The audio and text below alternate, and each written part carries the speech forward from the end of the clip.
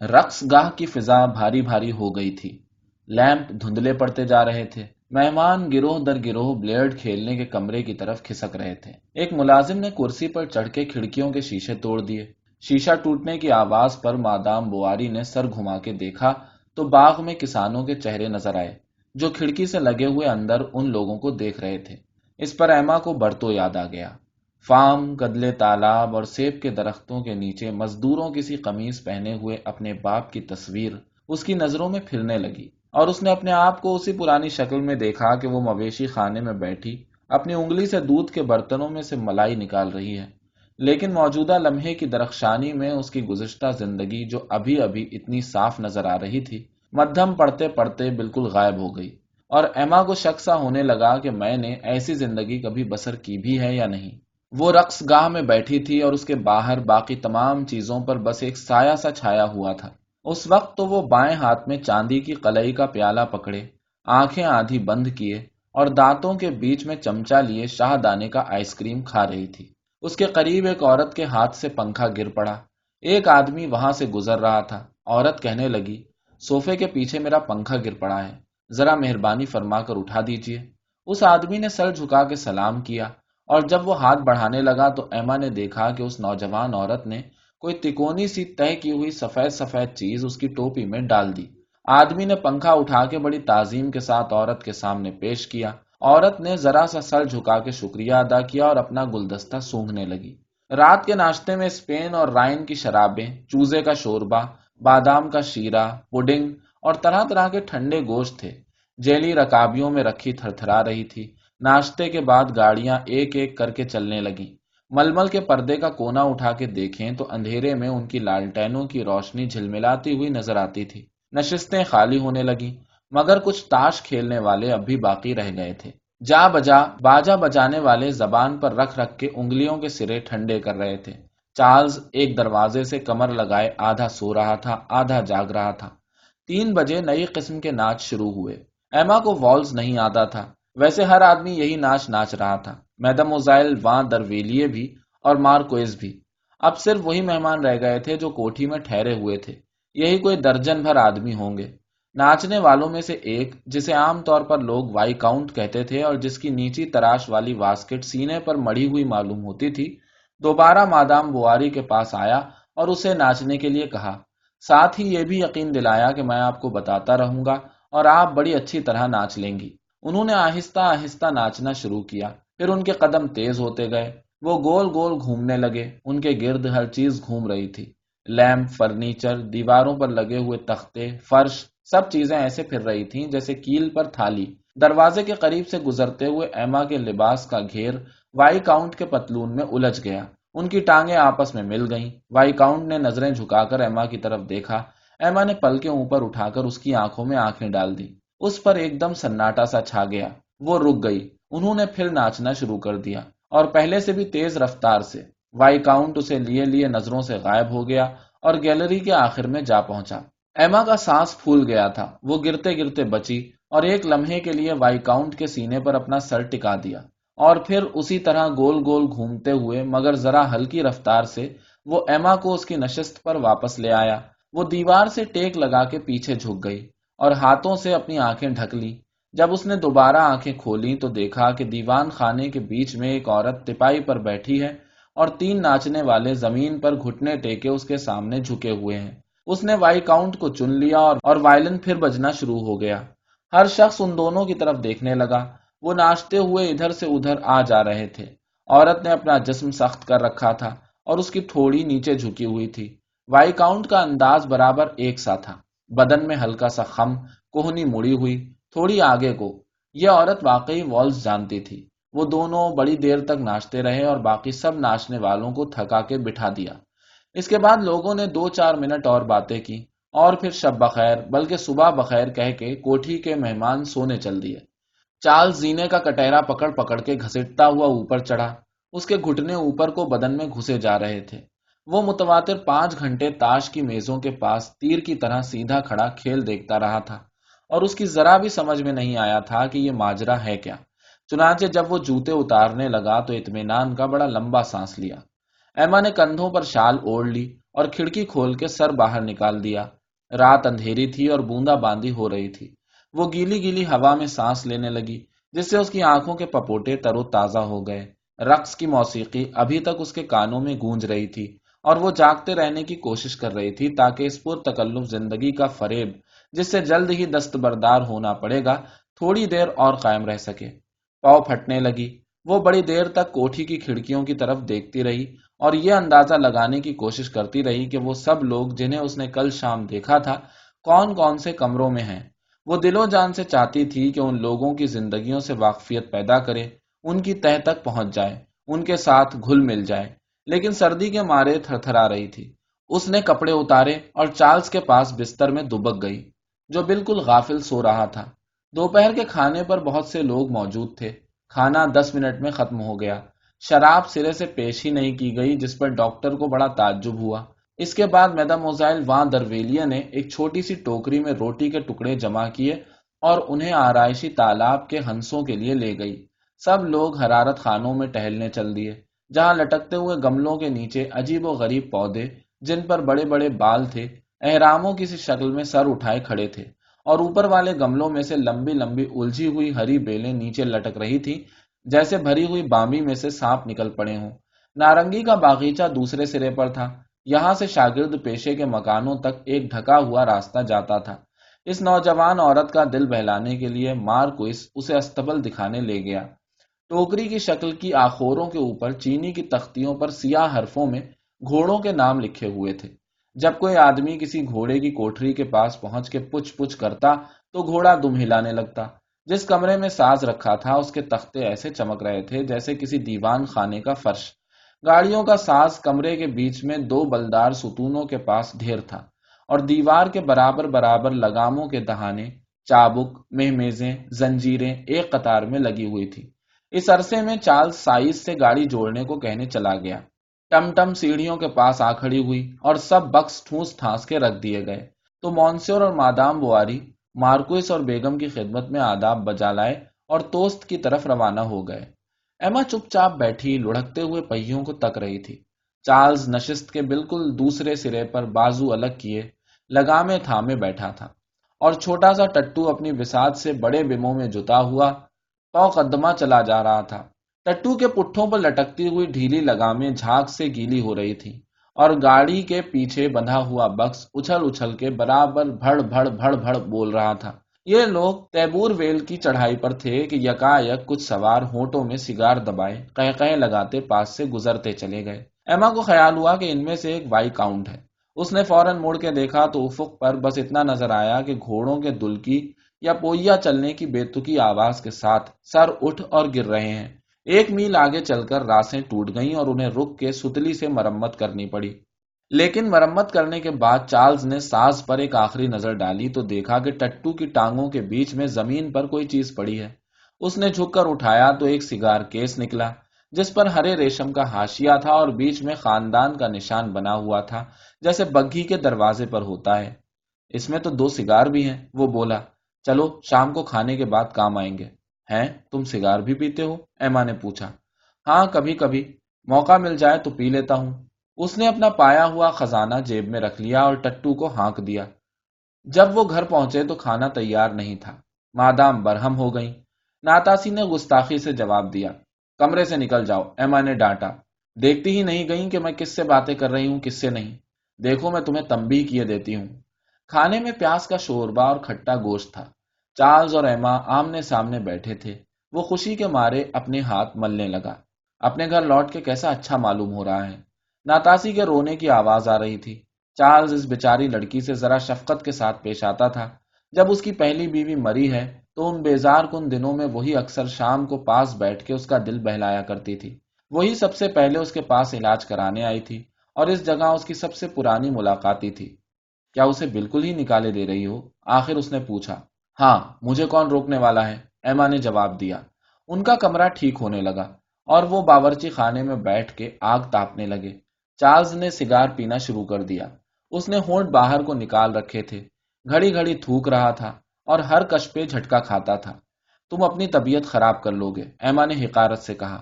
اس نے سگار رکھ دیا اور دوڑ کے نل میں سے ٹھنڈا پانی نکال کے جلدی جلدی پیا۔ ایما نے سگار کیس اٹھا لیا اور فوراً الماری میں پیچھے کو پھینک دیا۔ اگلا دن بڑا لمبا گزرا۔ وہ اپنے چھوٹے سے باغ میں انہی راستوں پر ادھر سے ادھر ٹہلتی رہی۔ کبھی کیاریوں کے سامنے رک جاتی، کبھی ٹٹی کے سامنے، کبھی پادری کے مجسمے کے سامنے، اور ان پرانی چیزوں کی طرف جن سے وہ بخوبی واقف تھی حیرت سے ٹکٹکی باندھ کے دیکھنے لگتی۔ رقص کا دن ابھی سے کتنا دور دراز معلوم ہو رہا تھا۔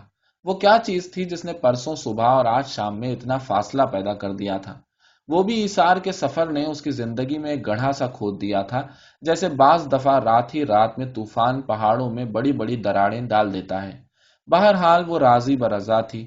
اس نے بڑی پارسائی اور دینداری کے ساتھ اپنا حسین لباس طے کر کے الماری میں رکھ دیا، یہاں تک کہ اطلس کے جوتے بھی جن کے تلے رقص گاہ کے فرش کے چکنے موم سے زرد ہو گئے تھے۔ اس کا دل بھی انہی کی طرح تھا، مال و دولت سے رگڑ کھا کر اس پر بھی کوئی چیز چپک گئی تھی جو اب چھٹ نہیں سکتی تھی۔ غرض کے اس رقص کی یاد ایما کے لیے ایک مشغلہ بن کے رہ گئی۔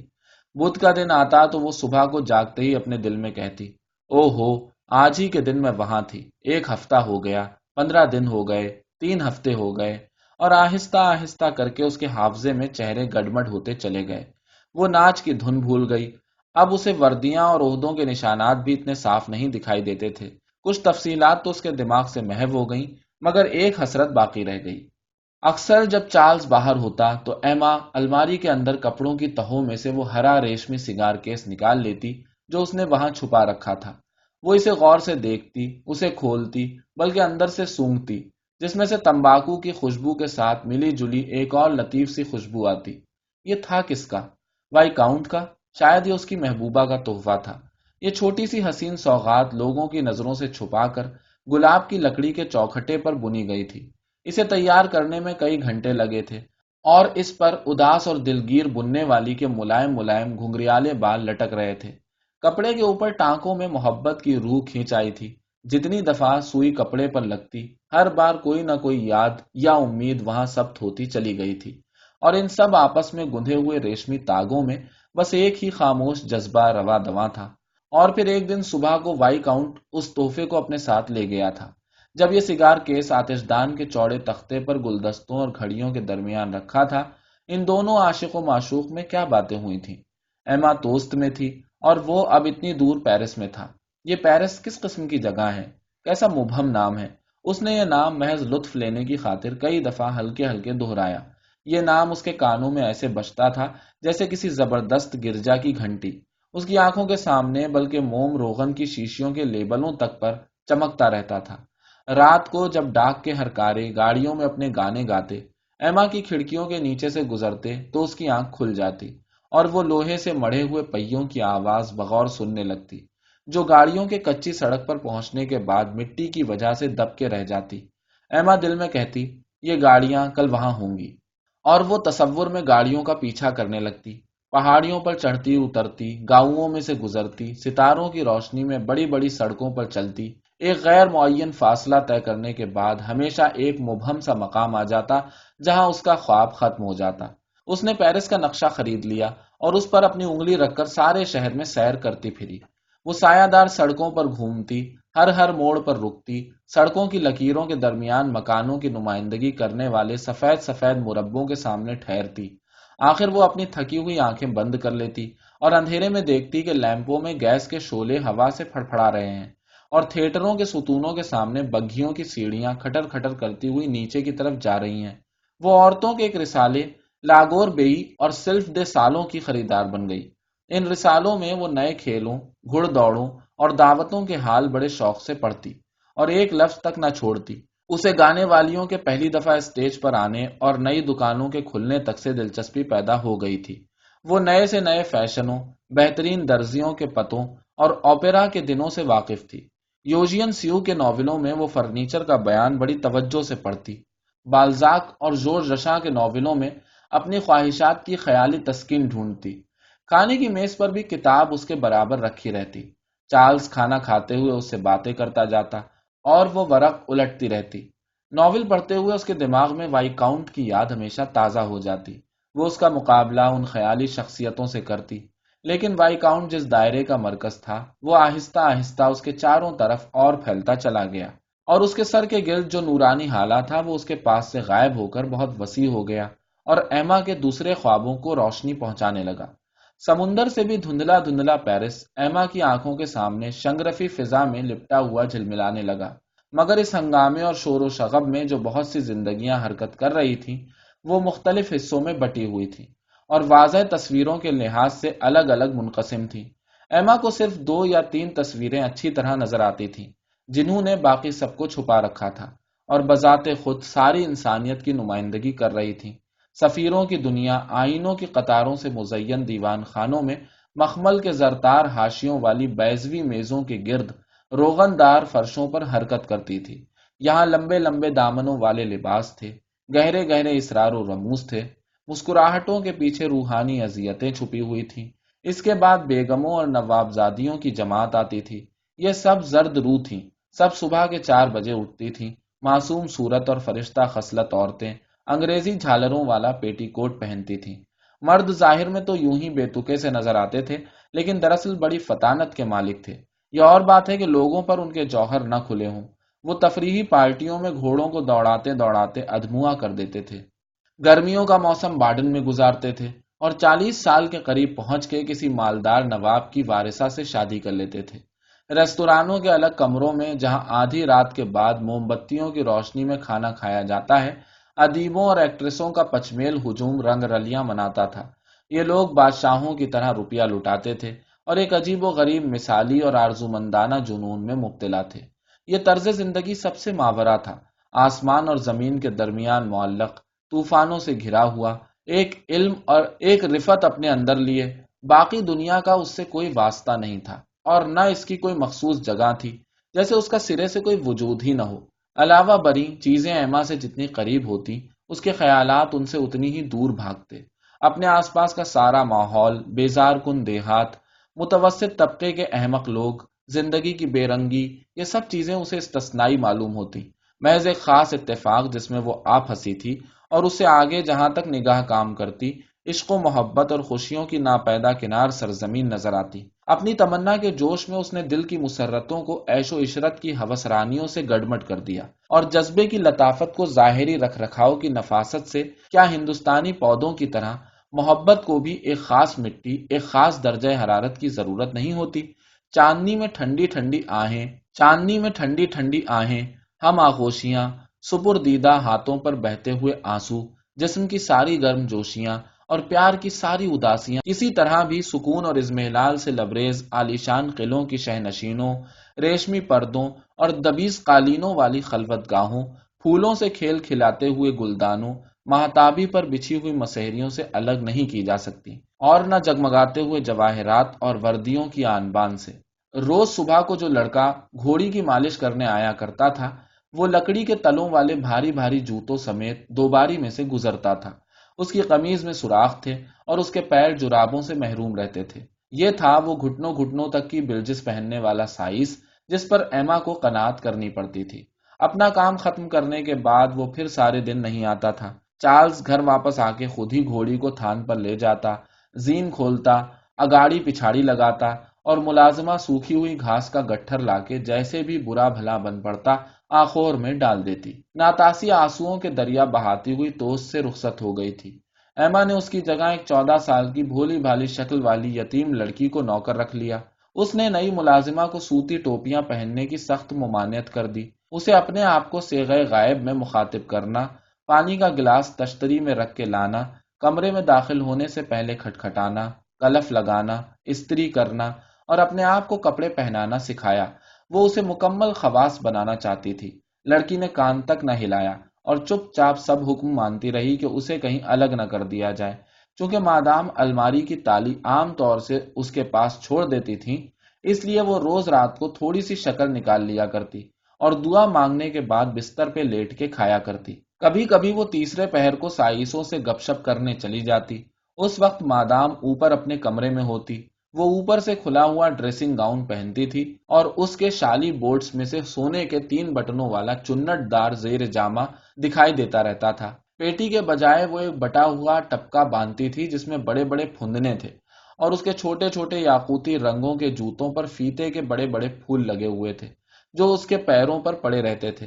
حالانکہ کوئی خط لکھنے کو تھا ہی نہیں، لیکن اس نے قلم، لفافے، قلمدان اور ایک جازوبوں کی کاپی خریدی تھی۔ وہ اپنی الماری جھاڑتی اور آئینے میں اپنی شکل دیکھتی، پھر کوئی کتاب اٹھا لیتی، مگر پڑھتے پڑھتے خواب دیکھنے لگتی اور کتاب اس کے گھٹنوں پر جا گرتی۔ اس کی دلی تمنا تھی کہ یا تو سفر کرے یا اپنے اسکول میں واپس پہنچ جائے۔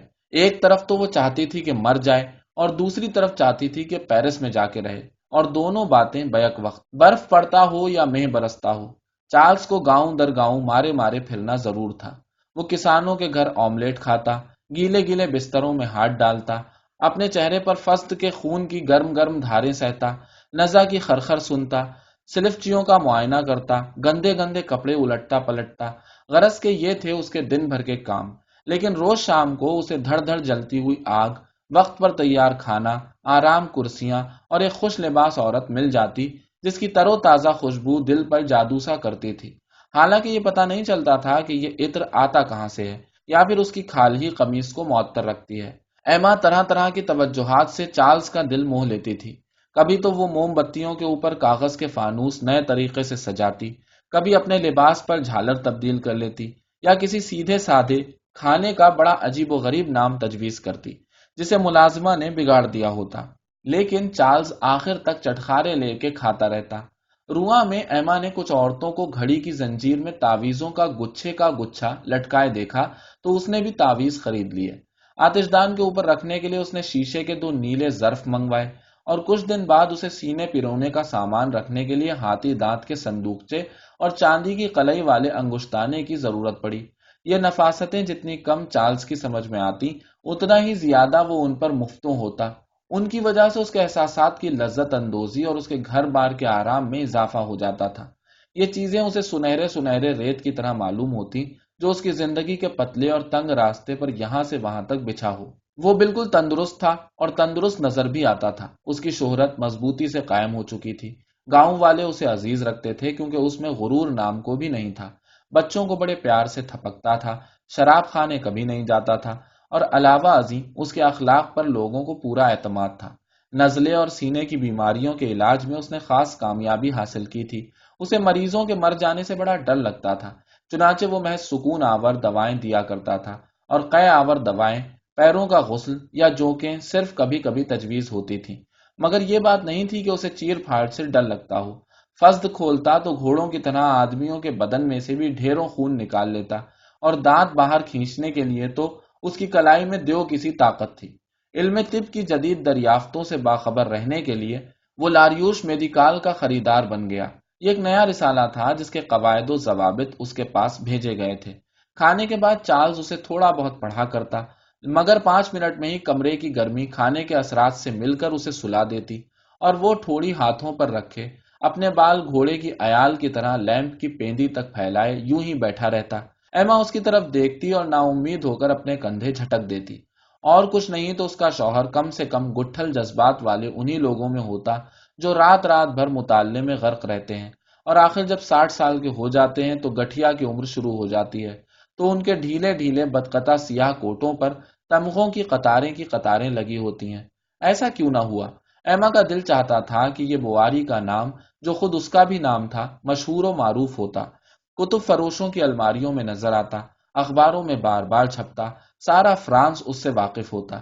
لیکن چارلز کے دل میں کوئی امنگ ہی نہیں تھی۔ ایوتو کے ایک ڈاکٹر نے، جس سے ابھی تھوڑے دن ہوئے طبی مشورے کے ضمن میں اس کی ملاقات ہوئی تھی، بالکل مریض کے پلنگ کے پاس تمام رشتہ داروں کے سامنے چارلز کی تحقیر کی تھی۔ جب اس نے شام کو یہ واقعہ ایما کو سنایا تو ایما نے اس ڈاکٹر کو بہت برا بھلا کہا۔ چارلز کے دل پر بڑا اثر ہوا، وہ آنکھوں میں آنسو بھر لایا اور ایما کی پیشانی پر بوسہ دیا، مگر ایما شرم کے مارے آگ بگولا ہو گئی تھی۔ اس کے دل میں ایک وحشیانہ خواہش امڑ رہی تھی کہ اٹھ کے چارلز کے چانٹا لگائے۔ اس نے دوباری میں جا کے کھڑکی کھول دی اور اپنا غصہ ٹھنڈا کرنے کے لیے تازہ ہوا میں سانس لینے لگی۔ عجب آدمی ہے، عجب آدمی ہے، وہ اپنا ہونٹ کاٹتے ہوئے آہستہ آہستہ کہنے لگی۔ ویسے بھی اسے چارلز پر بہت جھنجھلاہٹ ہونے لگی تھی۔ عمر بڑھنے کے ساتھ ساتھ اس کا انداز بھی روز بروز اور بے ڈھنگا ہوتا چلا جا رہا تھا۔ نقل کے وقت وہ اور کچھ نہیں تو بیٹھا خالی بوتلوں کی کاغیں ہی کاٹتا رہتا۔ کھانا کھانے کے بعد زبان سے دانت صاف کر لیتا۔ شوربہ پیتے ہوئے ہر چمچے کے ساتھ اس کے حلق سے غرغر غرغر کی آواز آتی۔ اس کی آنکھیں تو ہمیشہ سے ہی چھوٹی چھوٹی تھیں، لیکن اب چونکہ وہ موٹا ہوتا جا رہا تھا اس لیے ایسا معلوم ہوتا جیسے پھولے پھولے کلے آنکھوں کو ہٹاتے ہٹاتے کن پٹیوں کے پاس پہنچائے دے رہے ہیں۔ بعض دفعہ وہ اس کی بنیان کے لال کنارے اس کی واسکٹ میں کھونس دیتی، گلو بند کو ٹھیک طرح سے پھر باندھ دیتی، اور اگر وہ میلے دستانے پہننے والا ہوتا تو انہیں اٹھا کے پھینک دیتی۔ وہ سمجھتا کہ یہ میری خاطر ہو رہی ہے، لیکن ایسا نہیں تھا۔ ایما کی یہ سب باتیں اپنے لیے تھیں۔ یہ بھی اس کی خود پرستی اور اعصابی سوزش کا ایک اظہار تھا۔ کبھی کبھی وہ اسے بتاتی کہ میں نے کیا پڑھا ہے، مثلاً کسی ناول یا نئے ڈرامے کا کوئی ٹکڑا، یا طبقہ عمرہ کا کوئی واقعہ جو اس نے اخبار میں پڑھا ہو، کیونکہ بہرحال چارلز کچھ نہ کچھ تو تھا ہی، اور نہ صحیح تو ایک ہر وقت کھلا ہوا کان ہی صحیح، ہر وقت حاصل ہو سکنے والی تعریف و تحسین ہی صحیح۔ وہ بیٹھے بیٹھے اپنے کتے ہی سے باتیں کیا کرتی۔ اسے تو آتش دان کی لکڑیوں اور گھڑی کے لٹکن تک کو اپنا محرم راز بنا لینے میں کوئی اعتراض نہ ہوتا، مگر اپنے دل میں وہ انتظار کر رہی تھی کہ کوئی نہ کوئی بات واقع ہو، ان ملاحوں کی طرح جن کا جہاز برباد ہو گیا ہو۔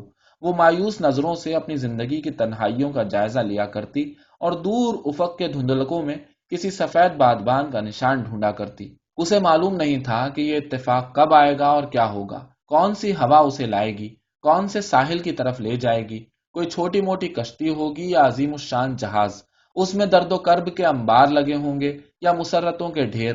لیکن روز صبح جب اس کی آنکھ کھلتی تو اسے امید ہوتی کہ یہ بات آج ضرور ہوگی۔ ہر آواز پہ اس کے کان کھڑے ہو جاتے، ایک دم سے چونک کے اٹھ کھڑی ہوتی اور تعجب کرنے لگتی کہ وہ بات ہوئی کیوں نہیں۔ پھر سورج ڈوبنے کے وقت وہ ہمیشہ اور بھی مغموم ہو جاتی اور بے صبری سے اگلے دن کا انتظار کرنے لگتی۔ بہار آ گئی، گرم دن شروع ہونے کے ساتھ ساتھ جب ناشپاتی کے پیڑوں پر پھول آنے لگے تو اسے کچھ دن تک سانس کی بیماری رہی۔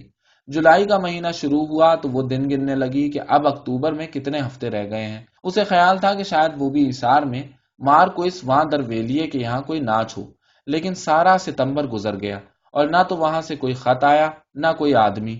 اس نا امیدی سے جو بے لطفی پیدا ہوئی، اس کے بعد ایما کا دل ایک دفعہ پھر خالی رہ گیا اور وہی دنوں کا سلسلہ دوبارہ شروع ہو گیا۔ چنانچہ ایک کے بعد دوسرا دن آتا اور نکل جاتا، سب کے سب ایک سے بے حرکت بے فیض۔ دوسرے لوگوں کی زندگیاں چاہے کتنی ہی بے رنگ کیوں نہ ہوں، لیکن کم سے کم ان کے اندر کسی نہ کسی بات کے واقع ہونے کا امکان تو موجود تھا۔ ایک غیر معمولی واقعے کے بے حد و حساب نتائج ہوتے تھے اور پس منظر تو بدل ہی جاتا تھا، لیکن ایما کی زندگی میں کچھ ہوتا ہی نہ تھا۔ خدا کی مرضی ہی یہ تھی۔ مستقبل ایک تاریک دالان تھا جس کے آخر میں دروازہ مضبوطی سے بند تھا۔ اس نے موسیقی چھوڑ دی، باجا بجانے سے فائدہ ہی کیا تھا، اس کے نغمے کون سنے گا؟ چونکہ یہ ناممکن تھا کہ وہ مخمل کا چھوٹی چھوٹی آستینوں والا لباس پہنے کسی مجلس میں ایک بہترین پیانو کے ہاتھی دانت والے سروں پر ہلکے ہلکے انگلیاں چلا رہی ہو اور سرور و وجد کی مدھم مدھم آواز ہوا کی طرح اسے اپنے چاروں طرف محسوس ہو رہی ہو۔ اس لیے مشق میں جان کھپانا لا حاصل تھا۔ اس نے تصویریں بنانے کا گتا اور کاڑھنے کا سامان الماری میں ڈال دیا۔ فائدہ ہی کیا تھا؟ سینے پرونے سے بھی اسے چڑ ہو گئی اور دل میں سوچا کہ اب تو میں نے ساری کتابیں پڑھ لی، بس وہ بیٹھی آگ میں چمٹا تپاتی رہتی یا مہ برستے ہوئے دیکھتی رہتی۔ جب اتوار کو شام کی نماز کے لیے گھنٹیاں بجتی تو وہ کیسی مغموم ہو جاتی۔ ٹوٹی ہوئی گھنٹی کی ہر آواز کو وہ بے کیف توجہ کے ساتھ سنتی۔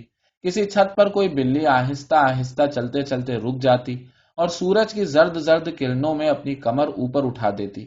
سڑک پر ہوا گرد کے بادلوں کے بادل اڑاتی۔ بعض دفعہ کہیں بہت دور کوئی کتا رونے لگتا اور گھنٹی سر سے سر ملا کے اپنی ایک سی ٹن ٹن ٹن ٹن برابر جاری رکھتی جو کھیتوں کے اوپر جا کے غائب ہو جاتی۔ لیکن اتنے میں گرجا سے لوگ نکلنے لگتے، موم لگے ہوئے بھاری بھاری جوتے پہنے عورتیں، نئی نئی قمیصیں پھڑکاتے ہوئے کسان، ان کے آگے آگے ننگے سر اچھلتے ہوئے بچے۔ یہ سب لوگ اپنے اپنے گھر جا رہے ہوتے اور 5-6 آدمی جو ہمیشہ وہی کے وہی ہوتے سرائے کے پھاٹک کے سامنے ٹھہر کے سورج ڈوبنے تک کوئی کھیل کھیلتے رہتے۔ جاڑا بہت کڑاکے کا پڑا۔ ہر روز صبح کو کھڑکیاں پالے سے ڈھکی ہوتی اور ان میں سے چھن چھن کے جو روشنی آتی وہ ایسی دھندلی ہوتی جیسے روغنی شیشے میں سے آتی ہے۔ بعض دفعہ تو دن بھر اس روشنی میں کوئی تبدیلی نہ ہوتی، لیمپ 4 ہی بجے سے جل جاتے۔ موسم صاف ہوتا تو وہ باغ میں چلی جاتی، کرم کلوں پر اوس ایک نقرئی حاشیہ سا چھوڑ جاتی اور ایک پودے سے دوسرے پودے تک لمبے لمبے صاف شفاف تاگے پھیلے ہوتے۔ کسی چڑیا کی آواز تک نہ آتی۔ ایسا محسوس ہوتا جیسے ہر چیز سو رہی ہے۔ टट्टी फूस से ढकी हुई मालूम होती। दीवार की मुंडेर के नीचे अंगूर की बेल एक लंबा चौड़ा बीमार सांप नजर आती, जिसके करीब पहुंचे तो कई कई पैरों वाले कीड़े उस पर रेंगते दिखाई देते। झाड़ियों के करीब सनोबर के नीचे जो पादरी तिकोनी टोपी ओढ़े खड़ा मुनाजात की किताब पढ़ रहा था, उसका दायां पैर जाय हो गया था, बल्कि प्लास्टर तक से कोहरे की वजह से छिलके उतरने लगे थे और पादरी के चेहरे पर सफेद सफेद दाग पड़ गए थे। फिर वो दोबारा ऊपर जाके अपना कमरा बंद कर लेती और आग पर कोयले डाल देती। आतिशदान की गर्मी से वो बेहोश सी हो जाती और उसकी उकताहट और गराबारी हमेशा से ज्यादा बढ़ जाती। उसका जी चाहने लगता कि नीचे जाके मुलाजमा से बातें करूं, लेकिन शर्म के मारे ऐसा न कर सकती। स्कूल का मास्टर रोजाना उसी वक्त मड़ी हुई काली टोपी पहने अपने मकान का दरवाजा खोलता और गांव का सिपाही कमीज पर तलवार लगाए सामने से गुजरता। सुबह शाम दोनों वक्त डाक गाड़ियों के घोड़े तीन तीन की कतारें सड़क पार करके तालाब में पानी पीने जाते। वक्तन फवक्तन किसी शराब खाने के दरवाजे की घंटी बज उठती और हवा तेज चल रही होती तो हज्जाम की दुकान के बाहर निशान के तौर पर पीतल के जो छोटे छोटे तसले लगे हुए थे, उनके दोनों डंडों के चड़चड़ाने की आवाज सुनाई देने लगती।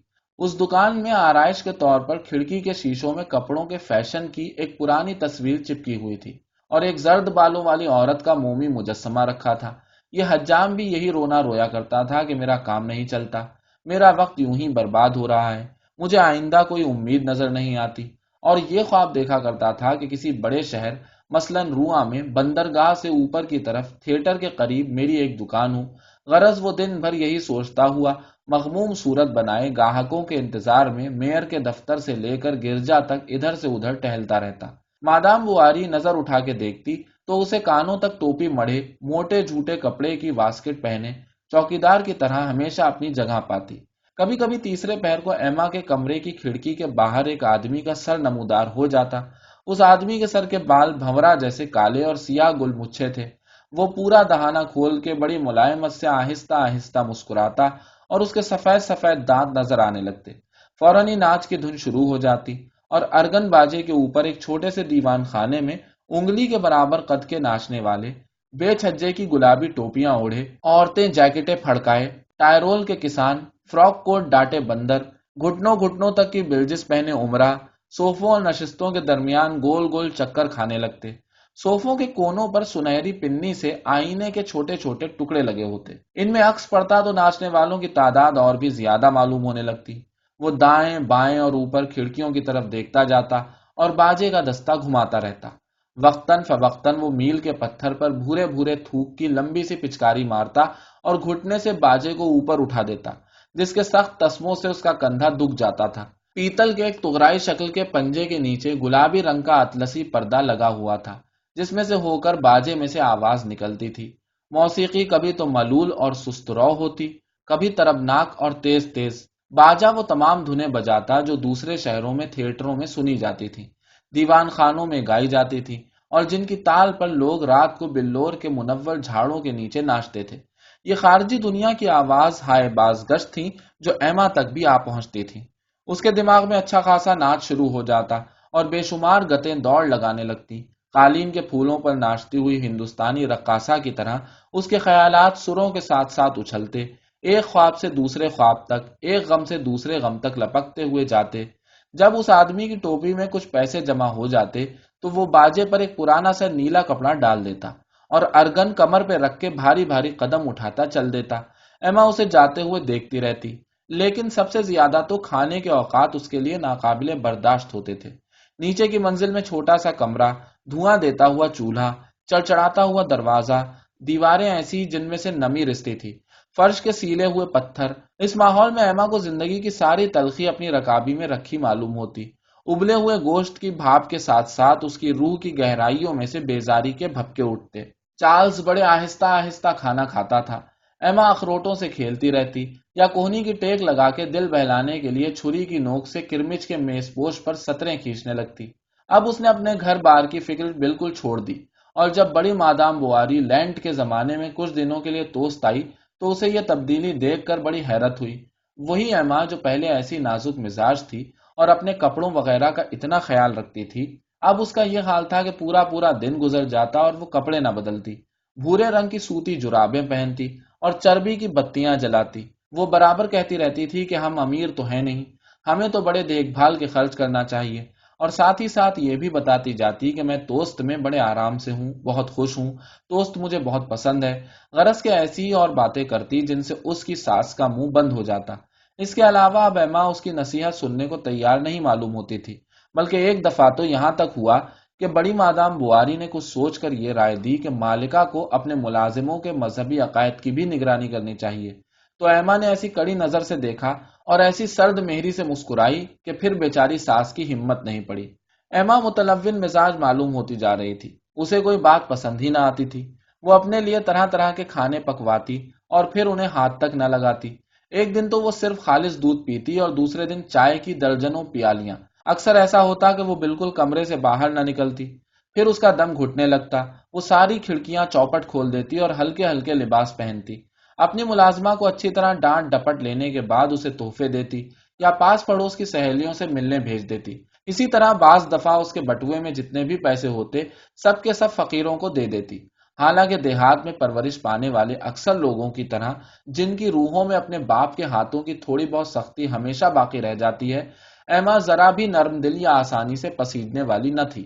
فروری کے اواخر میں بڈھا رواؤ اس کے علاج کی یادگار میں اپنے داماد کے لیے ایک بڑا نفیس فیل مرغ لے کے آیا اور توست میں 3 دن ٹھہرا۔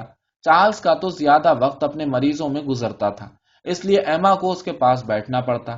وہ کمرے میں بیٹھا پائپ پیے جاتا، آتش دان میں تھوکتا رہتا اور کھیتی باڑی، گائے بچڑوں، مرغیوں اور میونسپلٹی کے بارے میں باتیں کرتا رہتا۔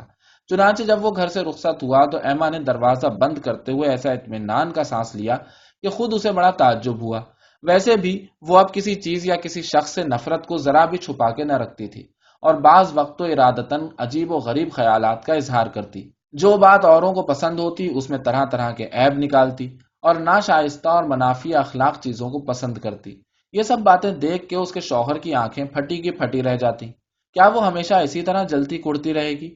کیا اسے کبھی نجات نہیں ملے گی؟ آخر وہ بھی تو ایسی ہی تھی جیسے وہ تمام عورتیں جو ہنسی خوشی اپنی زندگی بسر کر رہی تھیں۔ اس نے وہ بھی اثار میں ایسی ایسی نوابزادیاں دیکھی تھیں جن کی کمر اس سے بھی موٹی اور بھدی تھی، اور جن کے اتوار کہیں زیادہ عامیانہ تھے۔ یہ سوچ کر وہ خدا کی بے انصافی پر لعنت بھیجنے لگتی تھی۔ وہ دیوار سے سر لگا کے رونا شروع کر دیتی۔ اسے ہنگامی زندگیوں پر رشک آتا تھا۔ وہ اس لگن میں جلتی تھی کہ کسی طرح چہرے پر نقاب پہن کر رقص میں شامل ہو۔ اسے شدید قسم کی عیش پرستیوں کی وحشیانہ آرزو تھی، ایسی عیش پرستیوں کی جن سے وہ ذرا بھی واقف نہیں تھی، مگر بس اتنا جانتی تھی کہ ان رقصوں میں ضرور دستیاب ہوں گی۔ وہ بالکل زرد پڑ گئی اور اسے اختلاج قلب کی شکایت ہو گئی۔ چارلز نے کافور کی ٹکیاں اور 2 دوسری دوائیں تجویز کی۔ جو چیز بھی آزمائی جاتی وہ اس کا مزاج اور بگاڑ دیتی۔ بعض دن وہ سرسام کسی تیزی کے ساتھ دانت کٹکھٹانے لگتی اور اس شدید ہیجان کے بعد یکایک سکتے کی سی حالت ہو جاتی۔ وہ نہ تو بولتی نہ ہلتی جلتی، عطر کی شیشی اس کے بازوؤں پر انڈیلی جاتی، تب کہیں جا کے اسے ہوش آتا۔ چونکہ وہ برابر توست کی شکایت کرتی رہتی تھی، اس لیے چارلز نے خیال کیا کہ اس کی بیماری یقیناً کسی مقامی وجہ سے ہے۔ اس بات کا اسے پورا یقین آ گیا اور وہ سنجیدگی سے سوچنے لگا کہ کہیں اور چل کے مطب جمائے۔ اس دن سے ایما سر کو پیٹنے لگی، اسے بڑی سخت کھانسی ہو گئی اور اس کی بھوک بالکل جاتی رہی۔ 3 سال یہاں رہنے کے بعد توست چھوڑ دینا چارلز کو بہت مہنگا پڑتا تھا، خصوصاً ایسے وقت کے جب اس کا مطب چل پڑا تھا۔ مگر یہ تو ہونا ہی تھا۔ وہ ایما کو رواں لے گیا اور اپنے استاد کو دکھایا۔ ایما کی شکایت اعصابی تھی اور اسے آب و ہوا تبدیل کرنے کی ضرورت تھی۔ ادھر ادھر ہر جگہ تلاش کرنے کے بعد چارلز کو پتا چلا کہ نف شاتل کے علاقے میں ایک اچھی خاصی منڈی ہے جس کا نام یوں ویل لیبئی ہے۔ یہاں کا ڈاکٹر پولینڈ کا ایک پناہ گزیں تھا اور ہفتہ بھر ہوا وہ اپنا بستر بوریا باندھ کے چلتا بنا تھا۔ چنانچہ چارلز نے وہاں کے دوا فروش کو خط لکھ کے پوچھا کہ قصبے کی آبادی کیا ہے، قریب ترین ڈاکٹر کتنی دور رہتا ہے، پہلے ڈاکٹر کی سالانہ آمدنی کیا تھی، وغیرہ وغیرہ۔ جواب تسلی بخش تھا، اس لیے اس نے ارادہ کر لیا کہ اگر ایما کی صحت ٹھیک نہ ہوئی تو بہار کے شروع میں وہاں چلا جاؤں گا۔ ایک دن جب ایما اپنی روانگی کے خیال سے ایک دراز صاف کر رہی تھی، اس کی انگلی میں کوئی چیز چبھی۔ یہ اس کے شادی والے گلدستے کا تار تھا۔ نارنگی رنگ کے پھول گرد سے بالکل پیلے پڑ گئے تھے اور اطلس کے نقرئی کناروں والے فیتے کنی پر سے گھس گئے تھے۔ اس نے گلدستہ آگ میں پھینک دیا۔ گلدستے نے سوکھے پھونس سے بھی جلدی آگ پکڑ لی۔ کوئلوں کے اوپر یہ ایسا معلوم ہو رہا تھا جیسے لال لال جھاڑی، اور آہستہ آہستہ ختم ہوتا جا رہا تھا۔